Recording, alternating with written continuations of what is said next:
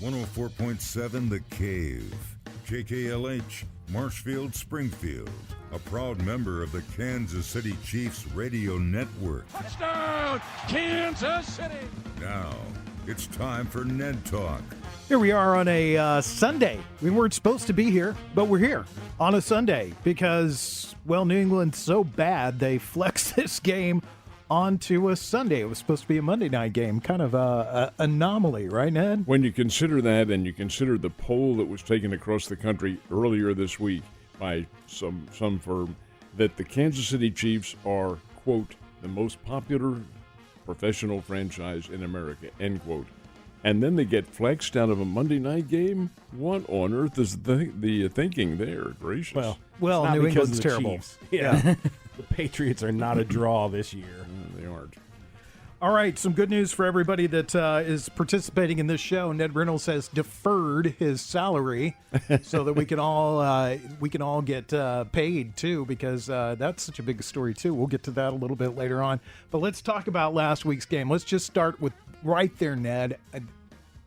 This week has been an incredibly uncharacteristic week for the Kansas City Chiefs because I cannot recall in the time that we've been doing the Chiefs show, we've been following the Chiefs, and even before that so much whining has come out of this franchise. All because the Chiefs are not playing consistent football. They are the better team in virtually every game they play, and yet they aren't playing as the better team. And I think this boiled over with some of the guys who don't fall into that category, Mahomes and Coach Reed. Hey, they want to get out there and win. It's other individuals on there. And I can understand their franchise after a quasi hook and ladder play, which it was at a wider expanse. It's a touchdown and gets called back because of an offside. Now, who's even the most even-tempered of individual who's going through a rough season, it boils over. And I think the frustration level has caught the Chiefs. It is expensive because Andy Reid is fined $100,000 and Patrick Mahomes $50,000. I'm very curious to see how it manifests in today's game, and that in and of itself provides a sense of drama. We'll talk more about that coming up. Alec, it was a full week of whining. First of all, there was the post-game comments, and then afterwards there was Kadarius Toney coming out saying no, he did not check with the referee to see if he was offsides. And then later in the week, he comes out and he says, well, the referee should have told me. Nope. Come on. It's tough to listen to. It essentially, the Mahomes post-game comments boiled down to, but didn't you see how cool that play was? How could you call a penalty on that when it was so awesome? And, Andy Reid saying, it's typical we get a warning. And, if a receiver asks the ref, you will almost always, they'll tell you, hey, you need to back up. Hey, you're covering the guy. Hey, you're not covering the guy. This is going to be an illegal formation if you ask. And he didn't ask, and they are by no means obligated, and you are obligated to line up on sides. It's a tough call to see, but when you look down the line, his foot is covering the football. You can't even see the ball. And, I agree with you when you say it's a boil over. It's interesting to me that a week before, there's a very obvious pass interference missed by the refs, and there's basically nothing. They say, oh, well, that's football. You got to find a way to win through it. And then a week later, another thing happens, which was the right call, and this is the one that lit the fuse, essentially. Just to play devil's advocate, and that's all I'm doing, not to promote any argument, but you mentioned the fact that how could you call a penalty on a play like that? The flag wasn't on there, and the flag was thrown instantly before that play even. It was like nothing had happened between the lateral hadn't happened. They threw it right away. The only interesting thing I saw over the week is someone went back and watched the whole game, and there were at least 5 instances they counted where Toney had lined up the same. They didn't throw it. They didn't throw it. So why throw it then? I don't know. Different ref was the one that was looking at it, but again, it wasn't like he threw the flag after the touchdown had happened. I think it's the head linesman who calls that penalty. I know it's one of the line crew. It's not the referee. That's not his call. Right. But it was it's a tough way to have a touchdown taken off the board. But hey, go back, throughout the years, there's been a lot of bad ways to lose football games. And in that game, the Chiefs had any number of opportunities to really build up a big lead, and they unable to do it. Weren't scoring within the red zone and butchering plays here and there. Again, there's a level of rhythm, symmetry, so to speak, that is not with that team right now. Now, I think it does happen today where they get it back, but who knows? Who knows? All right, Josh, you're a long-suffering Chiefs fan who's gone through some good years here. Yeah, and some bad. Look, here's the thing. That's it. That's a Chiefs fan right there, though. That's totally it. I know. Okay, all right. Believe me, I've truly enjoyed the good years lately. But here's the thing. You know what? They lost that game because they played terrible football. The drive, the lack of drive before this last drive where they got called on that play, they took less than 30 seconds off the clock and didn't move the ball at all and had to punt it back to their opponent. So you can't cry about one flag being thrown because it was a legitimate flag when you played like crap the whole game and you put yourself in that position anyway. So it is very uncharacteristic of especially Andy Reid and Patrick Mahomes to be making those comments, and they deserve to be fined for it. So start playing better football. That's all I got to say. Yeah. And then you got nothing to whine about. This team is very uncharacteristic all the way around. First of all, they've played very good defensively throughout the season. I think that we've talked about that a little bit before we went on the air, that the defense has been really good, but they're getting banged up at this point right now, and they're on the field quite a bit. Oh, yeah, they're tired and they're beat up, and that's what happens when your defense has to hold teams over and over and over, and that's what has happened with the Chiefs. I mean, their defense is keeping them in these games, and then their offense is still laying eggs. Ned, besides that call, I think we get caught up in one play too often in sports, or one moment in sports, but anybody that's played sports or coached sports or been around sports knows that it's really the whole mix that makes up what happens. What else did you see in that game from the Chiefs? The fact that they weren't able to score within the red zone on a consistent basis, and the fact that their level of drive down the field. Now, they put up the big numbers. Mahomes always is going to do that. But how consistent is it in terms of sustaining any drives on the field? A rushing game, well, today they won't have Isaiah Pacheco back in there again, but they do have Clyde Edwards-Helaire, and while he is not Pacheco, he is, in fact, a pretty good running back. But they're unable to sustain any kind of big numbers and consistent numbers, and I think that's what cost them, not just in that one game, but all year long. Let's stop right there. That interesting, because Pacheco's hurt again for the second week. Mm-hmm. And I've talked to Alec, and I talked throughout the week. I didn't see him get hurt, and it's funny that this all happened right after the punch was thrown. Well, yeah, he did throw the punch. That is true. The injury is described as a bruise on top of a surgical procedure that he had done earlier during the offseason, which was to clean up the debris in his shoulder and so forth. And I'm told the bruise exacerbated that injury. Now, how it happened, I don't know. It's contact sports, so you're going to have any number of injuries. Now, what's interesting to me is the fact that he's held out today, and yet Andy Reid has said, well, he'll be back at full practice on Wednesday of next week. Well, wait a minute. If he's going to be able to come back to full practice, he could at least be activated for this game. No, they don't want him to be, because they feel very confident they can win this without him. That's it, the handwriting's on the wall. Alec, one of the things you and I talked about this week, Bill Belichick's name has come up as a guy that you haven't done much for me lately. I'm sorry that you won all those Super Bowls. Sorry that you were a terrific coach and that you dominated a sport for more than a decade. Looks like his time's running out in New England. Yeah, and, sometimes even the absolute best at their professions, things go stale and changes need to get made. Heck, how did Andy Reid end up in Kansas City? That's Philadelphia's most winning coach of all time. And, it just sometimes a relationship runs its course and things have to change. And now what's happened since he left Philadelphia? Oh, the Eagles have been to 2 and won 1 Super Bowl, and he and Andy Reid's won 2 Super Bowls with Kansas City. Everybody won in that situation. So I just think the shadow of Tom Brady looms large over that New England franchise, and until it's going to be hard to move on as long as people from that era are still there, and you don't just build those things up. You know, that was a run in football that we likely won't see again, that level of dominance over that long a period of time. You know, we like to hope that Kansas City's in the start or in the midst of a run like that, and maybe they are, but that's, you know, there's a reason there's only been one of those Patriot dynasties throughout the course of NFL history. It's because it's not easy to do. And Belichick gets a lot of credit for that, but, you know, this is, since Brady's left, there hasn't been a lot of success. That roster seems diminished of talent, and, you know, maybe it's just time for everybody to get a fresh start. It is Ned Talk, your local live sports talk show. I'm Joe Weston, joined by Alex Scott, Ned Reynolds, Josh Robert. It's brought to you by The Dive on Patent. Alec, going to stick with you for just a minute, because one of the things that you've said many times in this show, and I think it's just, you really nail it with this one, is that you are what you are. The Chiefs are what they are. What can they do to be better?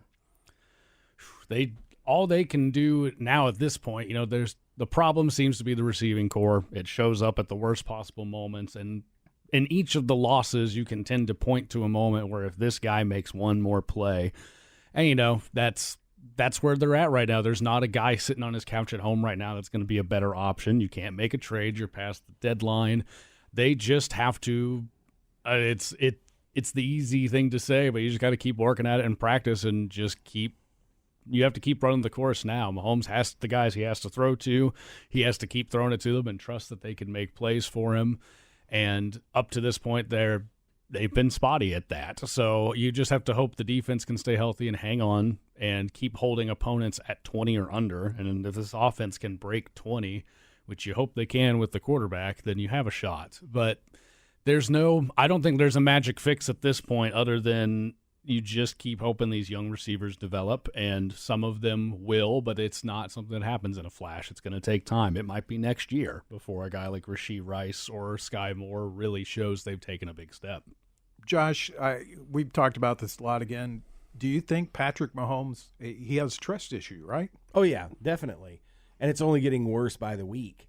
And so I think what you're seeing because of that is he may hold on to the ball an extra half second or second, hoping that one of those guys breaks open, and that's putting more pressure on him, and that's extending the play, but it's also creating more of a sense of urgency, and that's where he's making more mistakes when he throws, because now he has to throw it or go out of bounds for a sack or whatever. So I think that all plays into it. I think because he doesn't trust these guys, because these guys have made some bad drops and things like that, it is making that offense not run as efficiently as it could, because we talk all the time, Ned talks about this all the time, it's all timing, you know, and then when the timing's off, what we're seeing is the timing is off, especially with those receivers. And when you have newer players, guys, you have to remember this, just an unknown, it's not unknown, but it's overlooked fact, is that the good teams draft last. Yeah. And the Chiefs have been drafting last or next to last for the last several years. Therefore, you complain that, hey, the receivers are this and that and so forth and so on. The good ones are going first. They're not there. That's not to say that Rashee Rice can't play or that Tyreek Hill wasn't very good or anything like that. It's not to say that at all. But the consistency and the level of play is probably not at a championship level. And that's the way the NFL wants things. That you get the poorer teams drafting first, the winning teams drafting last. The only one that you pointed out, Alex, who have been able to surmount that is the Patriots, and that's because of their coaching. If something does happen to Bill Belichick with New England, he'll end up somewhere else, probably with about half an hour like Andy Reid did with the Kansas City Chiefs. The fact is, though, it's the nucleus of your team. It changes every year, and you don't always have those same players. If you do have the same ones like the Chiefs in the late 60s and early 70s, they get old fast. Yeah. And then you don't have a contender for a long time. Ned, one of the things that, you know, sometimes when you sit and have these conversations, and we hope that you enjoy our conversations. We want to be four guys sitting around talking about sports that you'd like to sit around and talk about sports with. But sometimes when you have these conversations about things, something kind of occurs to you. And I was just sitting here thinking, you know, early in the season, and especially last year, stories about how the Chiefs didn't need Tyreek Hill. because they spread the ball around so well. Right. 9 receivers making catches during the course of a game. You're not seeing that story anymore. Right. Why is that? Well, it's because the receivers aren't the same as they had been when Tyreek Hill was there. The nucleus of the team has changed. The ones to whom Patrick Mahomes could throw are going somewhere else. Well, no, but even earlier in the season, we saw stories like that where he was spreading the ball out, and now we don't see that. It's really funneled into. He's lost his concentration with him. It's his confidence. It's Rice and it's Jared McKinnon, and then it's Travis Kelce, and then after that it's scary. Right. Well, let's be honest. I mean, this is Chiefs fans are trying to justify in their mind that they don't need Tyreek Hill. Maybe they don't need Tyreek Hill, but they need a top-tier receiver like what Tyreek Hill is becoming. The guy has speed. The guy gets separation. If the guy catches the ball on the fly, it's going to be tough for you to catch him. That is what the Chiefs are missing, is a second receiver that can make those breaks, that can get open in any coverage.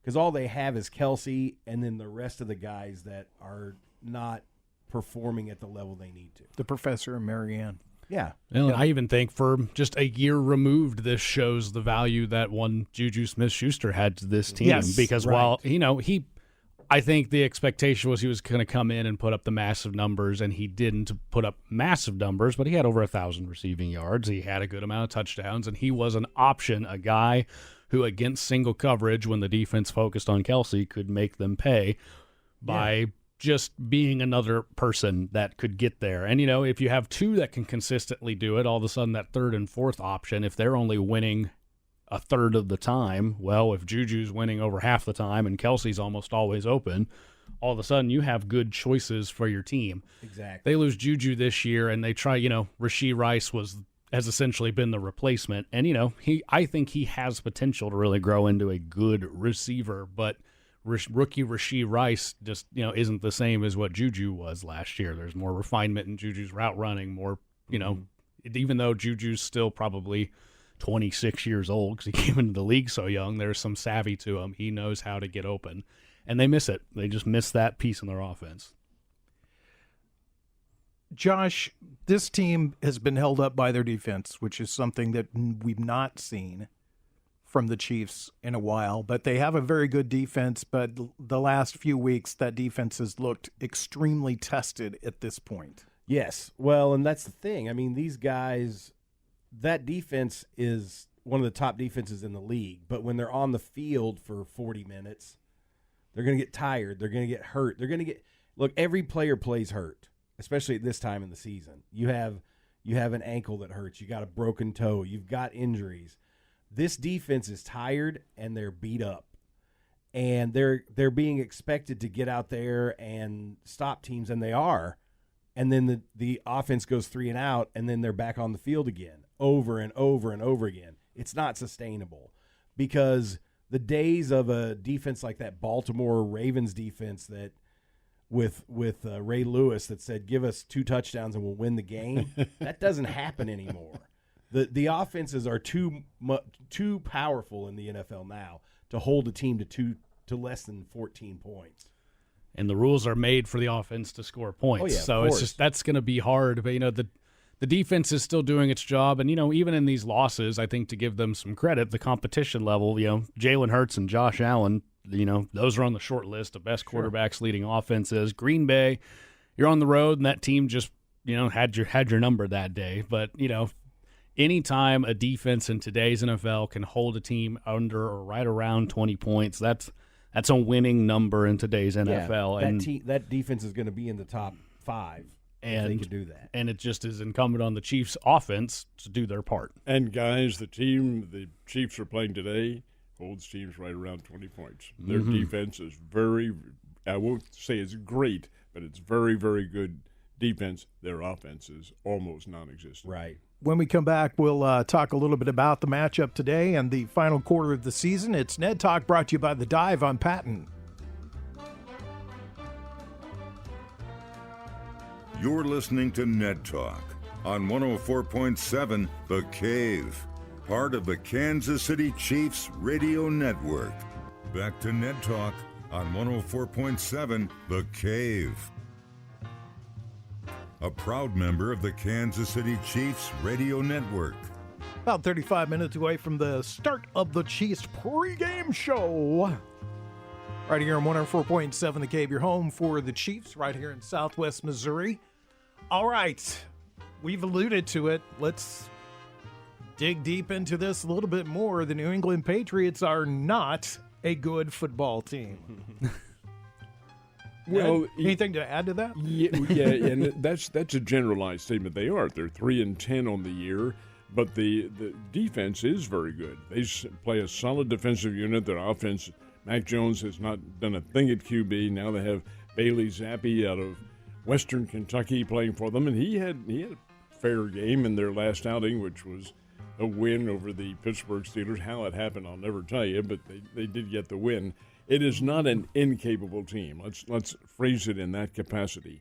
But they're playing the Chiefs, and the Patriots and Chiefs have a storied rivalry. Now, does it carry over to the players and the coaching staff? Well, it does to Belichick, and they are playing at home.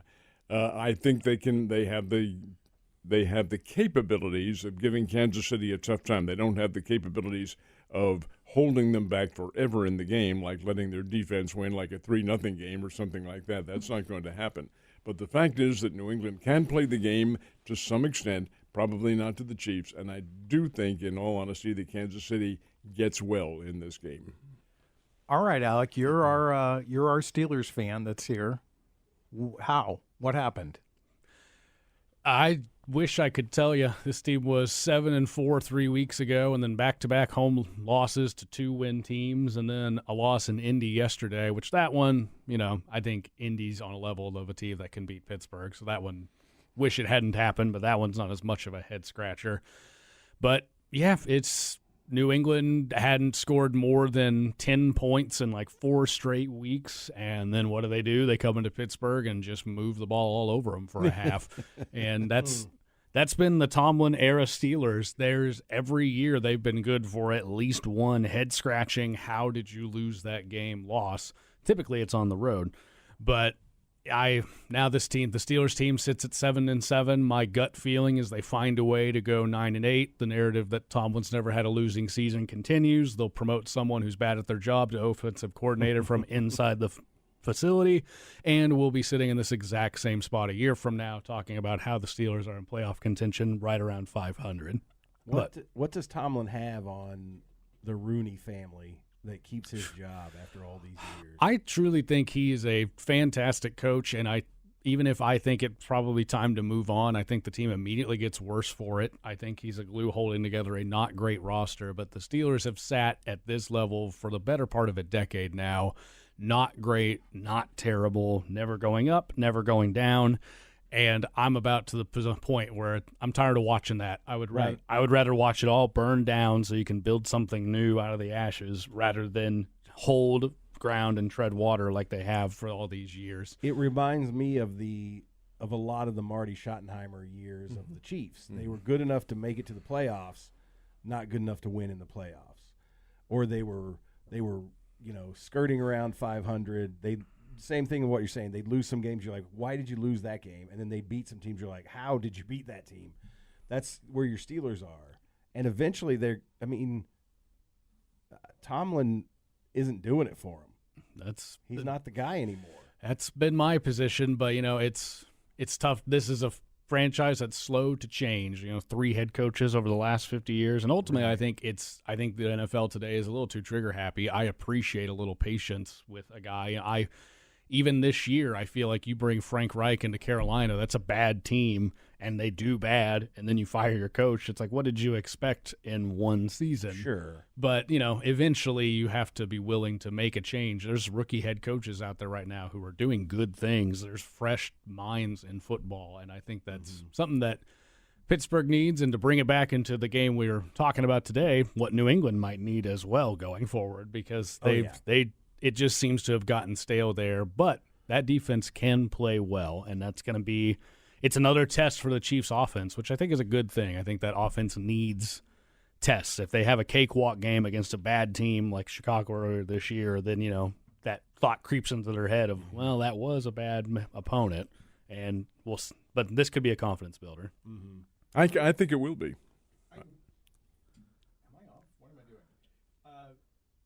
One of the things that has kind of hit me on this, and there we go. I'm cleaning the board while we're doing this, by the way. That's the reason why that happened. First of all, you got to discount what Josh says because he wanted to fire Andy. Yes, you did. How many Super Bowls has Mike Tomlin won? One. He won it. He's won one. He's been to two, and he's 1-1 in Super Bowls, and both of those were more than a decade How ago. many players has he tripped as they ran by the sideline? Yeah, that's true. Ouch! Hey, A ouch! guy does that once, and you have to bring that up again and again. One and again. time. Yes, because why did that happen? That's what I still ask myself. He was daydreaming. Right. He was one Anyway, to play. I was He not wanted ready be to. out there. I want to qualify this. I was not ready to fire Andy Reid. I just said Andy Reid is a big part of the problem with the Chiefs because of the way he calls plays and the way he controls the offense. That's what I said. Okay. He's a great coach, but he gets to a point where he's in his own head too much, and I think that's part of where the Chiefs are. Great googly moogly. Exactly. I don't think he's in his own head. I know you don't. All right. We disagree on this, and that's fine. We do disagree. We do disagree on this. Let's pull back for a second, get a wider view of the NFL, and just talk about this for a second. I think the really good news for the Chiefs is two things. One is Merry Christmas, schedule maker, and that is that they have New England this week, a bad football team. They have Vegas next week. You don't know what you're going to get there. That's an iffy A one. terrible football team or a team that looks pretty good. Cincinnati, iffy Yeah. at best, and the Chargers are in disarray to say the least. Okay, so nice quarter to the schedule. And then the other part of this to look at, is there a truly great team in the NFL right now besides the 49ers?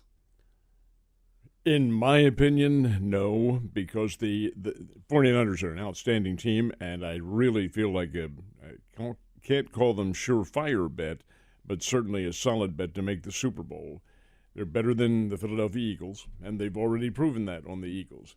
That looked like it is. That's in Miami, so it's always raining in Miami. Inactive today, Tyreek Hill, though. Again, you run into circumstances in which that's what the NFL wants. They want everybody to be even. They want on any given Sunday. And guys, we've said it before. These are professional athletes who have, number one, a sense of pride and certainly a great level of skill. They're all outstanding college players from their days in the college level. So, yes, you have to see this forthcoming. Is there one overpowering team? Not in my opinion, and I am of also the opinion that's the way the NFL wants things to be. No overpowering, no dominant team. And it's worked out so well. I mean, it's just look at how no teams dominated the NFL for the last decade. And so right now you have your favorites, and I definitely think that San Francisco probably is on the short list. But man, it can't overlook Dallas right now, in my opinion, either. I think That's what I was going to say. I think they are playing their best football at the right time, and they have a big matchup against Buffalo today, who also is playing a lot better. I think it might be too late for Buffalo to catch Miami in that division, but who wants to host Josh Allen as a wild card matchup in the AFC? That's about the worst proposition you could imagine for if you win your division and that's your reward. So that's going to be a big one. But every one of these AFC teams, the Chiefs included, have showed me that they have a way to beat themselves or a way that they can be beat from Miami and Baltimore and Kansas City all the way down. There's all of those teams seem to have been thrown into a mud where they all could beat each other. That AFC is going to be a Wild West as opposed to the NFC, where it seems like there's two or three teams that are flat out dominant on top. Yeah, I agree with that. In the AFC, there is no clear dominant team. There's no clear number one. The records are all very close.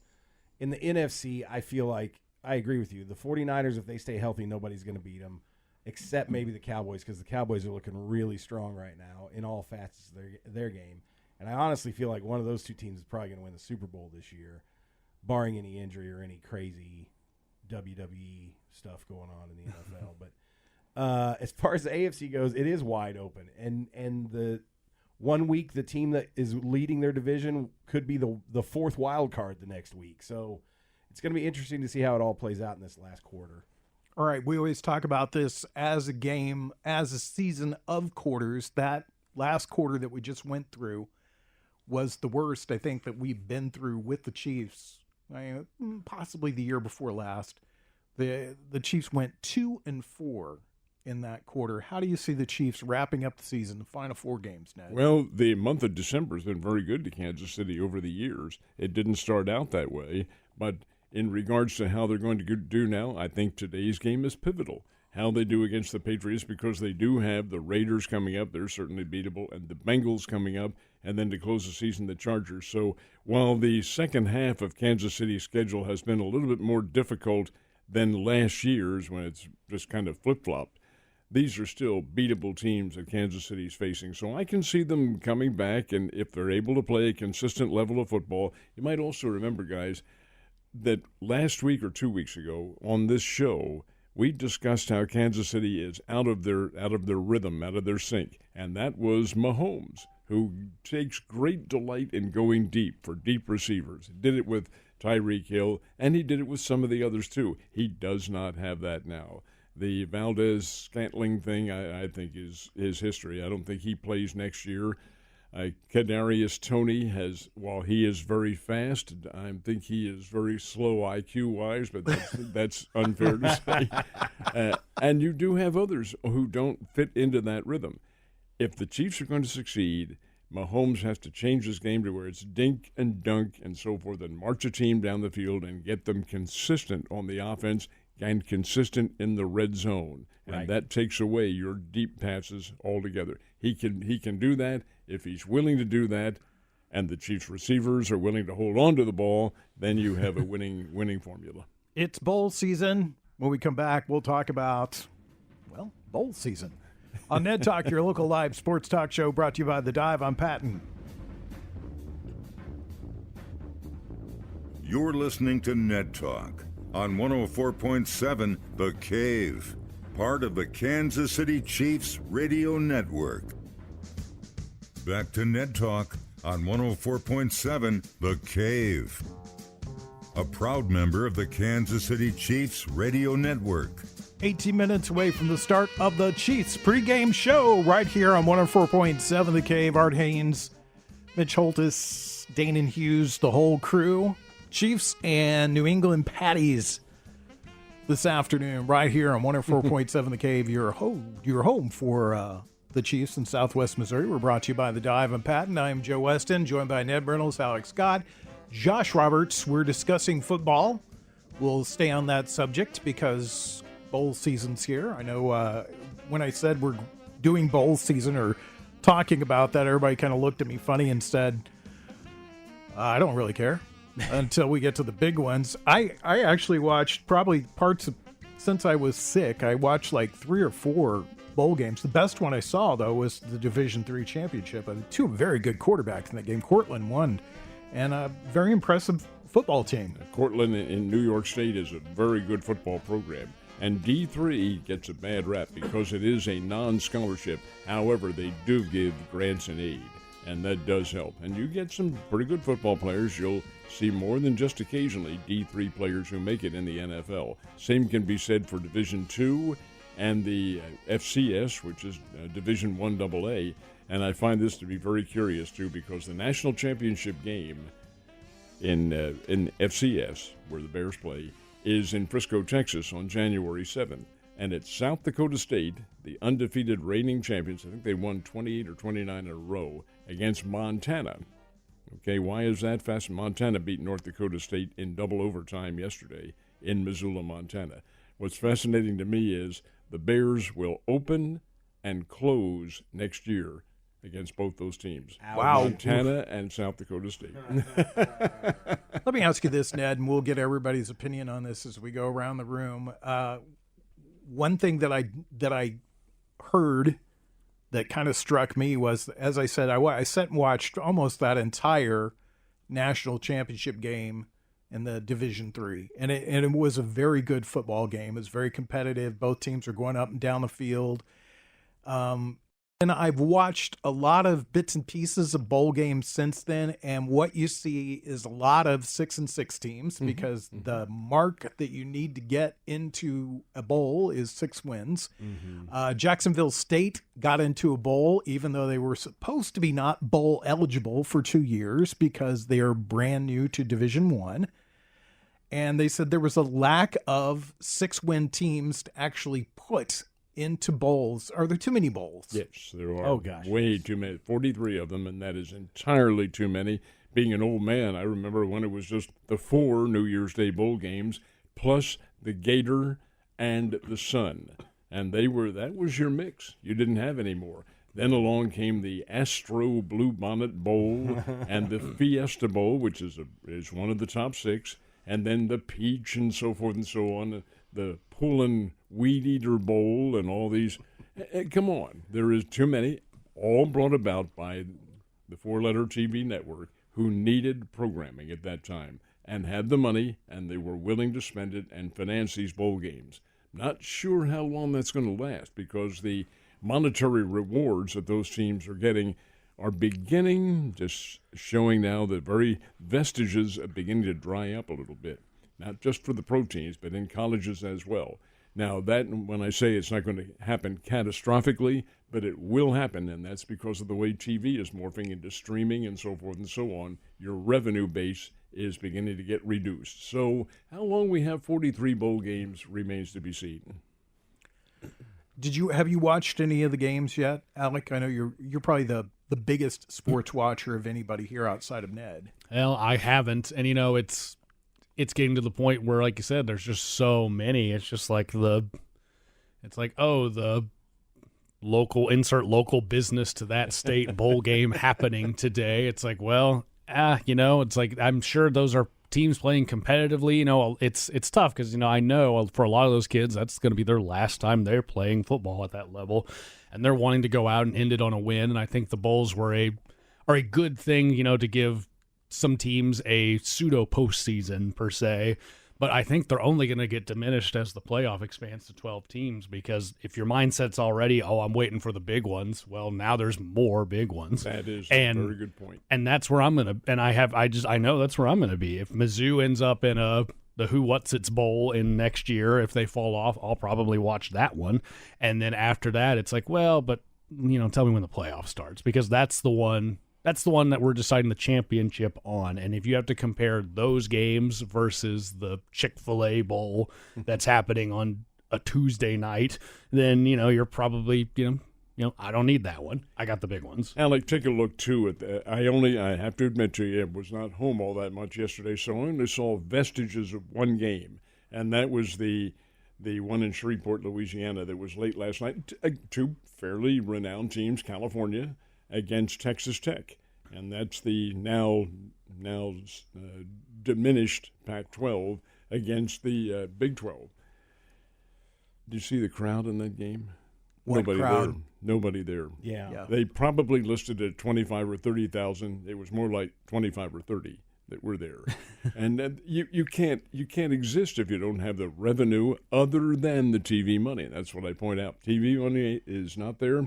Kiss it goodbye. Right. And that was not a very good game either. No, it was not a very poor game. Well, we've talked many times about how certain sports have too many teams that go to the playoffs. You say hockey has too many, not football, but the NBA has too many. How many? There are 118 FBS colleges. I think probably a little less than that, but that's about right. 43 bowl games. There's 2 teams in each one. That's 86. So 86 out of 118 teams make what is called their postseason. That's way too much. That's ridiculous. 86 college teams are going to a bowl game out of 118. And if you're not one of those teams, you got to be going, what are we doing? Yeah, what are we doing wrong? We are real bad. How do we miss this? And it's getting to the point where this is just for the most diehard of diehard college football fans. Yeah. Real quickly, I want to quickly, guys, 3,000 players entered the portal on the first day. How many players are playing? Well, there are quite a number who are playing, but if that's what the number was, and I can't verify that, but if it's that number or any number, whatever it is, the transfer portal opened up about 2 or 3 weeks ago and closes on the 2nd of January, I believe it is. That's for any sport, but it's mostly football players, since they're going to get a head start. I find it to be aberrant. I don't like it at all. I can't, as I told these guys here earlier, I'll take the paying of players, but I will not take that transfer portal. There was a couple of guys in the game yesterday the announcers referred to as seventh-year seniors, and I'm like, is there a war going on? When we come back, we'll give you our picks for today's game. It's Ned Talk on 104.7 The Cave. You're listening to Ned Talk on 104.7 The Cave, part of the Kansas City Chiefs radio network. Back to Ned Talk on 104.7 The Cave, a proud member of the Kansas City Chiefs radio network. That is right. Let's do some housekeeping right now so that everybody knows what's going on. We will be back on the air next Sunday, at least most of us, those that are dedicated to the show. Let me interrupt. Next Monday. No, Monday. I'm sorry. Monday. No. Monday. Yeah, Monday. Monday's Christmas Day. Yeah. Is it? That's when the Chiefs play. All right. Okay, if you say so. Remember, I'm Santa Claus. I'm just gaslighting you, Santa Ned. Ned. Are you sure about that, Ned? Have you checked your calendar lately? Yes. All right, we're on the air on Monday. I get so used to saying Sunday. We'll be on the air Monday. And we'll be doing Ned Talk right here as your Christmas gift to you. And you're saying to yourself, wow, that's just what I wanted, a crappy Christmas present. Well, anyway, it's because we love you. It's Ned Talk, your local live sports talk show. Time for our picks. Ned, you start.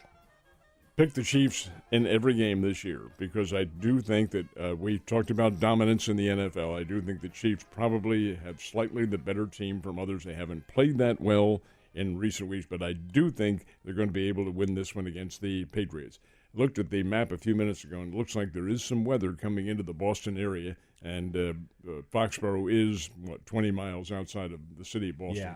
I don't think that has any effect. I think the Chiefs, with a better offense, are able to win, maybe not with a whole lot of points. So I'm going to pick Kansas City 20, I'll give them 27. Kansas City 27, and the Patriots 13. Yeah, that's the interesting part. I think all of us are going to pick the Chiefs to win today. I'm more interested in hearing the scores than anything else. Alec. Yep, you're right. I am going to go Kansas City, but this New England defense has been playing really well, and with the home crowd that's going to be jazzed up because everybody wants to beat Kansas City, I feel like we see the Chiefs' offense that we've seen over the past few weeks, but against an opponent like New England, whose offense is worse, I think it's enough. So Kansas City's going to win, but I'm going to go 17-6. Wow, okay. Wow. And what about you, Mr. Roberts? I think the Chiefs should come out angry and hateful. And I think they will win 35-10. Okay. 35-10. Okay. I think they will dominate. Okay. I don't think the Chiefs will score a lot of points in this game because I do agree with Ned that New England, being a bad football team, they're really bad offensively. So I think that the New England defense is going to stymie the Chiefs a bit today. They're going to win 20-3 because that offense is so bad. So bad. Nice. All right, quickly. We have just like a minute and a half left. Ned, your Christmas wish. Well, in a personal case, new legs, new head, black hair again. I'm going to go with the standard. And, guys, when you get my age, you really have an altogether different viewpoint on life. Peace on earth. Lord knows we need it. Alec, Mike Tomlin, out. Is that your Christmas wish? Or the whole roster. That and Yamamoto in a Cardinal uniform. Well, they're going to have to pony up north of $300 million. For Pony up. They won't do it. There's not a world where that happens. It's amazing how a guy can get in love with the team's winning culture once they open up the checkbook. What about you, Josh? Roll Tide, national champion. All right, that was simple. Okay, get set for some football right here on 104.7 The Cave. As Ned pointed out, we'll be back on Monday at 10 a.m. for another round of Ned Talk. Thanks to Mike the intern, Nick Fury, Brian Tyndall, and our mad magician, Corbin Campbell. We'll see you guys next week.